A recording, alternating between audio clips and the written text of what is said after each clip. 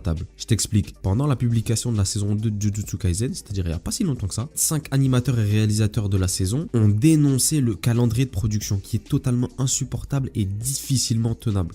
Et c'est ça qui a commencé à faire le buzz et qui a commencé à attirer l'attention des fans. Parce que si la saison de Jujutsu Kaisen est très bien animée, elle ne l'est pas à 100%. Et il y a des moments où on voit clairement que l'animation elle est en baisse de qualité en fait. Parce qu'en fait pour comprendre la situation, je vais t'expliquer comment fonctionne le studio MAPPA. Bon, le studio MAPPA, lui, c'est un studio d'animation qui veut proposer de l'animation de qualité supérieure. Voilà, il veut faire partie du haut du panier. Ça veut dire que les animés qui sont entre leurs mains, bon, tu sais déjà d'avance qu'il y aura de la bonne animation, ça c'est leur souhait, c'est leur volonté. Mais la deuxième volonté qu'ils ont, c'est de garder un rythme soutenu. Eux, leur but, certes, c'est de lâcher des animés à l'animation incroyable, mais il y a un autre but caché qui, avec le temps, est apparu de plus en plus, c'est celui de faire le plus d'animés possible. Ils ont une démarche un peu d'entreprise, tu vois, ils veulent